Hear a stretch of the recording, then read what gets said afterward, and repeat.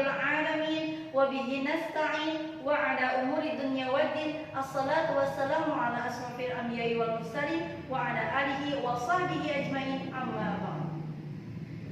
Pertama-tama marilah kita panjatkan puji dan syukur kehadirat Allah Subhanahu wa taala, yang mana pada kesempatan kali ini kita masih bisa diberi kesehatan dan bisa berkumpul dalam keadaan sehat walafiat. Salawat dan salam semoga tetap tercurah limpahkan kepada junjungan kita, yakni Habibana wa Nabiyana Muhammad Sallallahu Alaihi Wasallam. Tak lupa kepada keluarganya, para sahabatnya, dan semoga sampai kepada kita selaku penganut ajarannya. Amin ya rabbal alamin. Di sini kami dari kelompok 4 Prodi PAI semester 7 karyawan akan mempresentasikan tipe-tipe hasil belajar kognitif dengan mata kuliah pengembangan sistem evaluasi pengajaran PAI. Dosen pengampu Ibu Firda Halawati MPD. Sebelum ke materi, saya di sini akan memperkenalkan diri terlebih dahulu. Saya Aang Maria sebagai pemateri kedua sekaligus moderator. Di samping saya ada Saya Sri Astriani sebagai pemateri pertama. yang paling ujung, Saya Yoga Muhammad Firmansyah sebagai pemateri ketiga. dan yang paling terakhir. Saya dari Ramdhani dari pemateri keempat.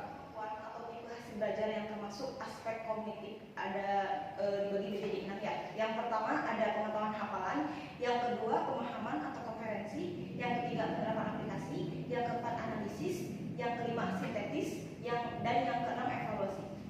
Oke, kita bahas satu persatu ya dari keenam itu. Yang pertama, pengetahuan hafalan adalah tingkat kemampuan yang hanya meminta responden untuk mengenal atau mengetahui adanya konsep-konsep, fakta, atau istilah-istilah tanpa harus mengerti atau dapat menilai, dapat juga menggunakannya. Jadi maksudnya seperti ini. Seseorang yang dites biasanya hanya dituntut untuk menyebutkan kembali atau menghafalnya saja. Itu yang dimaksud dengan pengetahuan hafalan.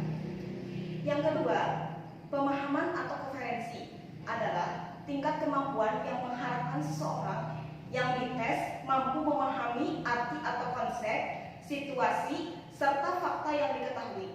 Maksudnya seperti ini. Seseorang yang dites, dia tidak hanya hafal secara verbalistis, tetapi dia juga memahami konsep dari masalah atau fakta yang ditanyakan. Itu yang disebut dengan pemahaman atau konferensi. Yang ketiga atau yang selanjutnya, penerapan aplikasi ya. Maksudnya seperti ini.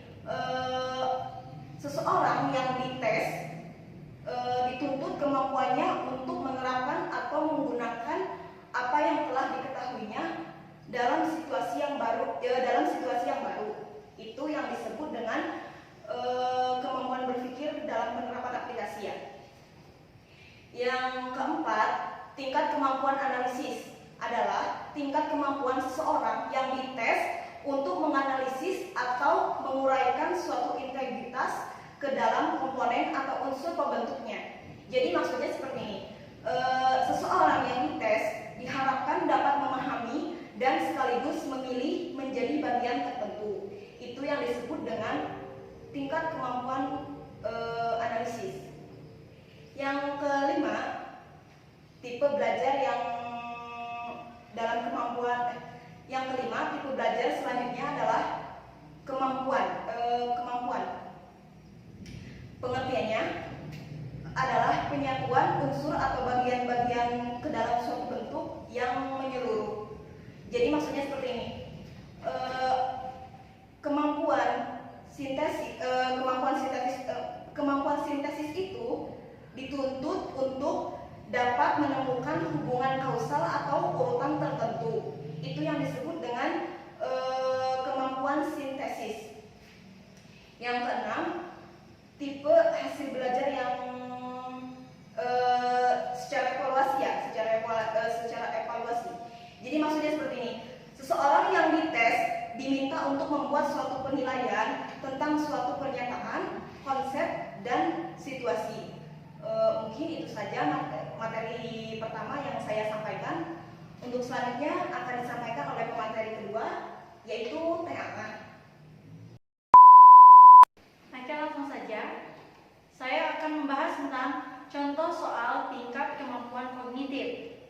Setelah diuraikan tipe hasil belajar menurut tingkatan kemampuan kognitif dalam hubungannya dengan bentuk dan tipe-tipe berikut, akan saya coba kemukakan contoh soal-soalnya.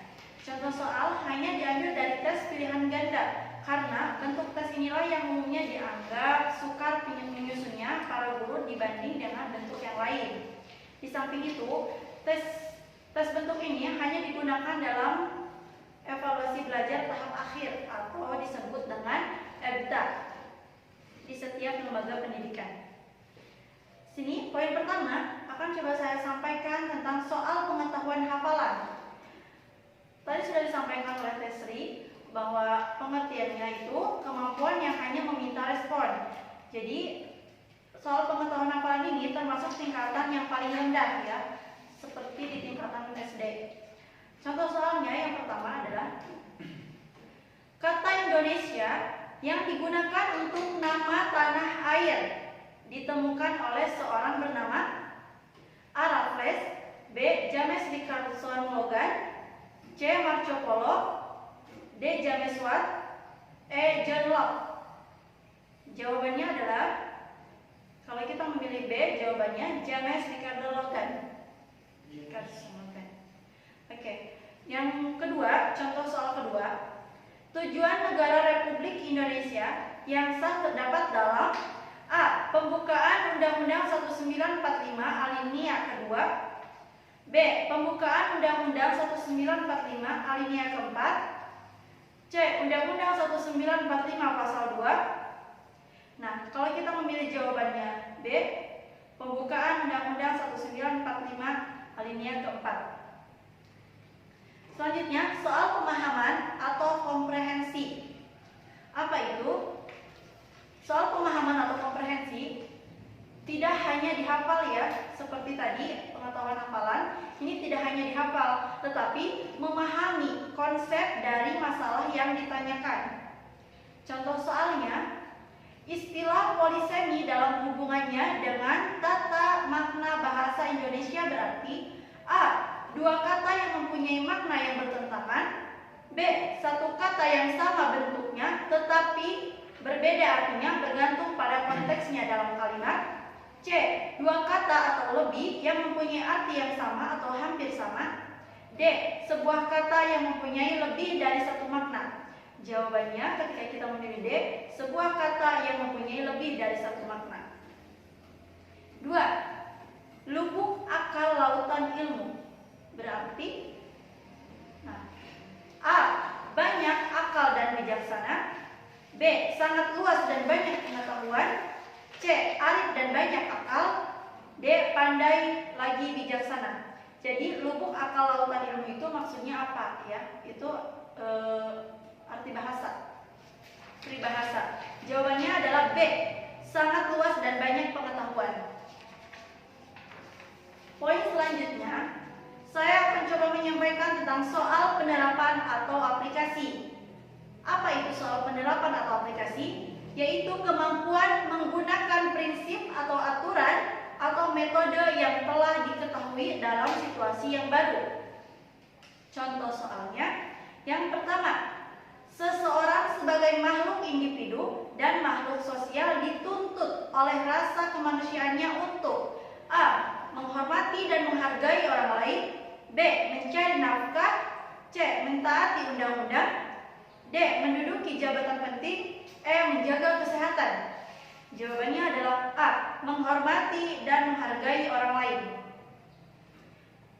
Contoh soal kedua, di antara 100 orang lulusan SMA, 55 orang meneruskan pelajaran ke perguruan tinggi dan 10 orang bekerja sambil kuliah. Yang bekerja semuanya 30 orang. Banyaknya yang menganggur, yaitu yang tidak bekerja dan yang tidak meneruskan ke perguruan tinggi adalah A. 35 orang, B. 25 orang, C. 20 orang, D. 15 orang, E. 5 orang. Jawabannya adalah E. 5 orang. Poin selanjutnya adalah soal analisis. Apa itu soal analisis? Yaitu kemampuan seseorang yang dites untuk menganalisis atau menguraikan suatu integritas ke dalam komponen. Ingat ya, menguraikan. Di sini ada A jika 1, 2, dan 3 betul, B jika 1 dan 3 betul, C jika 2 dan 4 betul, D jika semuanya betul. Nah, dari poin-poin ini nanti akan diuraikan di dalam soal. Contoh soalnya termasuk 4 pokok pikiran pembukaan Undang-Undang 1945 adalah 1. Bentuk pemerintahan negara republik. 2. Negara berdasar atas ketuhanan yang Maha Esa menurut dasar dan kemanusiaan yang adil dan beradab. 3. Kedaulatan negara di tangan MPR. 4. Negara yang berkedaulatan rakyat berdasarkan atas kerakyatan dan permusyawaratan perwakilan. Jika jawaban yang kita pilih itu C, 2 dan 4 betul, maka jawabannya 2. Negara berdasar atas ketuhanan yang Maha Esa menurut dasar kemanusiaan yang adil dan beradab. Dan jawaban yang 4-nya, negara yang berkedaulatan rakyat berdasarkan atas kerakyatan dan permusyawaratan perwakilan. Jawabannya adalah C, 2 dan 4 betul. Sekian yang bisa saya sampaikan. Selanjutnya akan disampaikan oleh pemateri yang ketiga, Ayoga. Padanya saya persilahkan. Oke, langsung saja untuk materi berikutnya adalah yang kelima, itu soal sintesis. Tadi di awal sudah dijelaskan oleh Tesri, yakni soal sintesis itu apa. Di sini soal tipe hasil belajar yang kelima itu kemampuan sintesis. Maksudnya ini adalah penyatuan unsur-unsur atau bagian-bagian ke dalam suatu bentuk yang menyeluruh. Dengan kemampuan sintesis, seseorang dituntut untuk dapat menemukan hubungan kausal atau urutan tertentu, atau menemukan abstraksinya yang berupa integritas. Tanpa kemampuan sintesis yang tinggi, seseorang akan hanya melihat unit-unit atau bagian-bagian secara terpisah tanpa arti. Berpikir sintesis merupakan salah satu terminal untuk menjadikan orang lebih kreatif, dan berpikir kreatif ini merupakan salah satu hasil yang dicapai dalam pendidikan. Saya di sini akan membacakan soal dari sintesis tersebut. Yang pertama, pada suatu kecelakaan lalu lintas, seorang pemuda mengalami pendarahan yang segera memerlukan pertolongan dan penambahan darah. Dari pemeriksaan dokter, ternyata golongan darah pemuda tersebut adalah golongan darah AB. Untuk keperluan tersebut harus dicarikan donor darah dengan golongan darah apa? A. Harus golongan darah AB saja. B. Semua golongan darah bisa, karena golongan AB adalah universal. Dan yang C, semua yang tersebut di atas salah. Nah, ini jawabannya saya rasa ini ada di poin B, karena golongan darah AB ini adalah golongan darah yang sifatnya universal. Itu yang pertama. Untuk contoh sintesis yang kedua, pemugaran rumah-rumah penduduk, rehabilitasi selokan, dan pembuatan MCK merupakan proyek peningkatan kesehatan penduduk desa. Kegiatan ini merupakan praktik nyata dari apa? A. Higiene. B. Sanitasi. C. Ekologi. D. Patologi. Dan E. Fisiologi. Nah, untuk jawaban nomor 2 ini, soal sintesis yang nomor 2 ini, saya jawab sanitasi. Karena sanitasi itu adalah seperti proses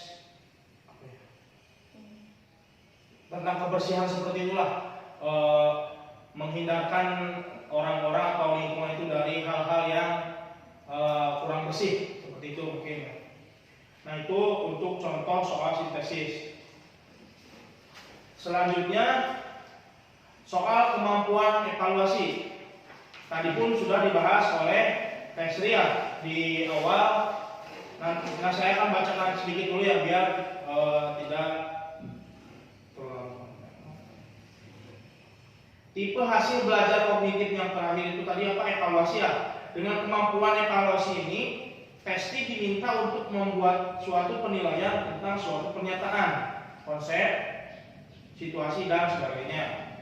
Berdasarkan suatu kriteria tertentu, kegiatan penilaian dapat dilihat dari segi tujuannya, gagasannya, cara bekerjanya, cara pemecahannya, metodenya, materinya, ataupun yang lainnya.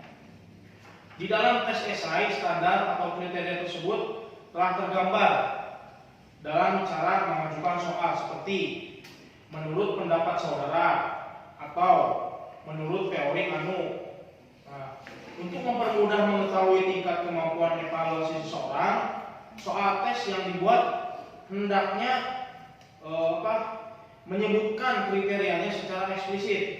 Nah, di sini contohnya yang pertama, puisi pertama hasil karya Khairil Anwar yang sangat egoistis ialah A. Surga, B. Kerawang Bekasi, C. Nisan, dan D. Aku. Nah, setelah dilihat, puisi yang pertama yang diciptakan oleh Khairil Anwar ini adalah yang berjudul Nisan, karena di dalamnya dimuat atau isinya itu tentang ya egoistis seperti itulah. Nanti bisa dilihat sendiri untuk puisinya. Oke, selanjutnya untuk poin berikutnya adalah beberapa model tes pilihan ganda atau multiple choice. Dari contoh-contoh soal tersebut, ternyata bahwa dengan beberapa model tes pilihan ganda kita dapat membuat soal-soal yang dapat dipergunakan untuk mengukur berbagai tingkat kemampuan kognitif. Untuk memberikan gambaran yang lebih jelas, berikut ini diberikan beberapa contoh model tes pilihan ganda yang sekarang sudah banyak dipakai dan dikembangkan untuk keperluan ujian-ujian sekolah, terutama ujian akhir semester dan ujian akhir sekolah, serta ujian masuk perguruan tinggi. Nah, di sini ada beberapa model yang akan diuraikan. Ada 5. Di antaranya yang pertama adalah melengkapi pilihan. Yang kedua, analisis hubungan antar hal. Yang ketiga, analisis khusus. Yang keempat, melengkapi berganda. Dan yang terakhir, pemakaian diagram. Oke, untuk poin yang pertama, yakni melengkapi pilihan. Maksudnya di sini adalah soal dalam bentuk ini terdiri atas kalimat pokok yang berupa pernyataan yang belum lengkap, diikuti oleh 4 atau 5 kemungkinan jawaban yang dapat melengkapi pernyataan tersebut. Responden atau testi diminta untuk memilih salah satu dari kelima kemungkinan jawaban yang tersedia. Dalam bentuk ini hanya ada satu jawaban yang benar, yang disebutkan pula pada petunjuk soal. Contoh, petunjuknya seperti ini. Pilihlah salah satu jawaban yang tepat pada soal di bawah ini dengan memberi tanda silang X ya pada huruf di lembar jawaban. Soal yang pertama, yang dimaksud dengan tema suatu karangan ialah titik 2. A. Latar belakang, B. Latar belakang, C. Tujuan pengarang, D. Isi cerita, E. Pokok pikiran. Nah, di sini ada 2 jawaban ya. Yang poin A dan B itu jawabannya sama, latar belakang. Tapi di sini disuruh dipilih hanya ada satu jawaban. Jadi jangan sampai jawaban itu double. Selanjutnya, dalam bentuk soal yang lainnya pula kita mengenal variasi lain, yaitu variasi bentuk tidak dan kedua variasi bentuk kecuali. Kedua bentuk ini memerlukan kemampuan diskriminatif dan yang dites. Contohnya, soal yang kedua ya.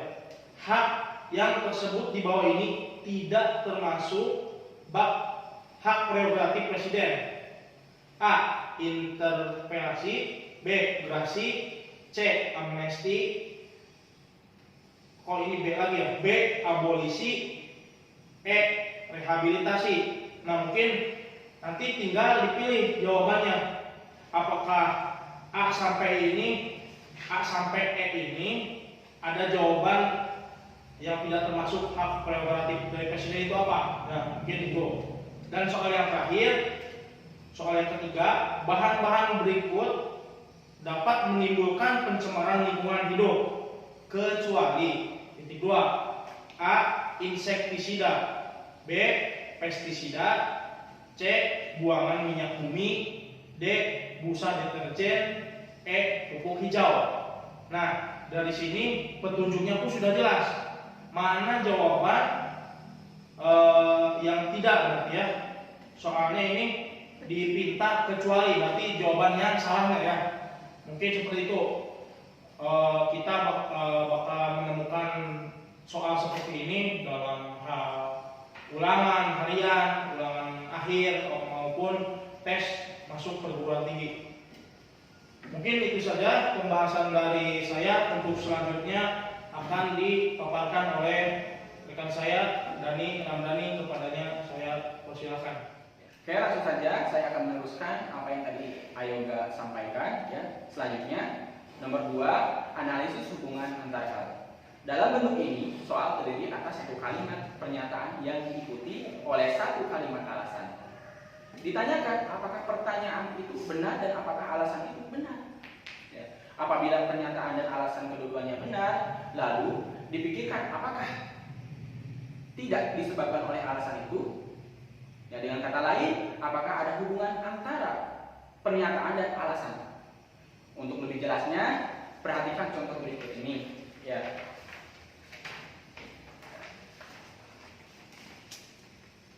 Sebelum kita ke contoh, kita akan membahas dulu petunjuknya. Pada soal berikut terdapat kalimat-kalimat yang terdiri atas pernyataan yang diikuti alasan. Soal pilihan gandanya, A. Jika pernyataan dan alasan kedua-duanya benar dan alasan betul merupakan sebab dari pernyataan. Yang B. Jika pernyataan dan alasan kedua-duanya benar, tapi alasan bukan merupakan sebab dari pernyataan. Yang C. Jika pernyataan benar, tetapi alasan tidak merupakan jalan pikiran yang benar. Yang D. Jika pernyataan salah tetapi alasan benar. Dan yang E, jika baik pernyataan maupun alasan keduanya salah. Nah, di sini soalnya air susu ibu lebih baik daripada air susu sapi. Sebab air susu ibu lebih banyak mengandung lemak daripada air susu sapi. Ya. Jadi, ketika kita cermati pilihan gandanya, ini yang tepat adalah A. Jika pernyataan dan alasan kedua-duanya benar dan alasan betul merupakan sebab dari pernyataan. Selanjutnya, kita ke nomor 3, analisis kasus. Soal tes bentuk ini merupakan simulasi keadaan nyata. Jadi, seolah-olah yang diuji diharapkan kepada keadaan sebenarnya. Kasus yang diberikan biasanya merupakan cerita ataupun uraian tentang kejadian, situasi, proses, dan hasil percobaan ataupun penelitian yang ada hubungannya dengan bidang studi ataupun mata pelajaran yang akan diujikan. Ya. Dari satu kasus dapat dibuat lebih dari satu pertanyaan ataupun soal. Tetapi dapat pula tiap pertanyaan itu soal didahului oleh satu kasus. Semisal, saya akan berikan contohnya, namun sebelum ke contoh kita lihat petunjuknya. Ya. Untuk soal-soal berikut ini disediakan satu teks yang harus dipahami secara cermat. Kemudian menyusul soal-soal yang memasalahkan hal-hal yang berhubungan dengan isi teks. Ya, pilihan satu jawaban yang paling tepat dan pada soal-soal yang mengiringi teks berikut. Soalnya seperti berikut. Pada suatu waktu di suatu daerah banyak terdapat awan, udara panas, dan kilat serta halilintar silih berganti. Yang menyebabkan udara menjadi panas ialah yang A, matahari tidak kelihatan. Yang B, kilat dan halilintar. Yang C, hujan akan turun. Dan yang D, penguapan tertahan. Sudah jelas ketika kita mencermati soal berikut ini pasti jawabannya adalah D. Terjadi penguapan tertahan. Ya. Selanjutnya kita langsung ke nomor 4. Melengkapi berganda disebut juga asosiasi pilihan ganda. Pada hakikatnya, bentuk soal ini hampir sama dengan bentuk soal melengkapi pilihan, yaitu suatu pernyataan yang tidak lengkap yang diikuti dengan beberapa kemungkinan. Ya. Perbedaannya ialah pada bentuk melengkapi berganda. Ini kemungkinan yang benar 1, 2, 3, ataupun 4. Semisal contohnya, tapi sebelum ke contoh kita petunjuknya dulu. Ya. Di bawah ini terdapat soal-soal yang mempunyai kejadian yang timbul bersama. Soal pilihan gandanya, yang A, jika 1, 2, dan 3 benar. Yang B, jika 1 dan 2 benar. Dan C, jika 2 dan 4 benar. D, jika hanya 4 yang benar. Dan E, jika semuanya benar. Contoh soalnya seperti ini. Penderita penyakit gondok endemik disebabkan oleh yang pertama, radang kelenjar gondok. Yang kedua, kekurangan vitamin B. Yang ketiga, virus yang menyerang kerongkongan. Dan yang keempat, kekurangan yodium pada gizinya. Nah, jelas ketika seseorang itu menderita penyakit gondok ataupun gondok endemik karena disebabkan kekurangan yodium pada gizinya yang mengakibatkan si gondok itu timbul, ya. Dan yang selanjutnya nomor 5, analisis diagram ataupun spesifik, ya. Soal bentuk ini mempermasalahkan gambar, diagram, grafik dan sejenisnya. Yang ditanyakan adalah kelainan, keadaan ataupun gejala yang terungkap di dalamnya. Permasalahannya diajukan dengan satu gambar, diagram ataupun grafik yang bersangkutan. Di sini ada bentuk soalnya sama dengan bentuk melengkapi pilihan 5 pilihan, melengkapi 5 pilihan. Ya. Contohnya langsung saja nanti akan dilayarkan di. Oke, untuk contohnya di antara gambar-gambar di atas, struktur yang menunjukkan adanya homologi A adalah antara A, B, dan C. B adalah antara A dan B. C adalah antara A dan C. Dan D adalah antara B dan C. Ya. Jawabannya adalah A. Adalah antara A, B, dan C. Kenapa? Karena struktur homologi anatomi sayap kelelawar yang memiliki kesamaan dengan sayap burung menjadi bukti evolusi konvergen pada hewan terbang di kelas berbeda. Oh my god! Wow! Oke, demikianlah uraian dan contoh beberapa model tes pilihan ganda. Mudah-mudahan hal ini berguna bagi para kita selaku mahasiswa dan dalam mengerjakan tugas latihan membuat soal tes. Oke, untuk selanjutnya saya serahkan kembali kepada moderator. Oke, mungkin itu pemaparan dari kelompok 4. Kurang dan lebihnya mohon maaf. Bila hidayah wa taufik. Wassalamualaikum warahmatullahi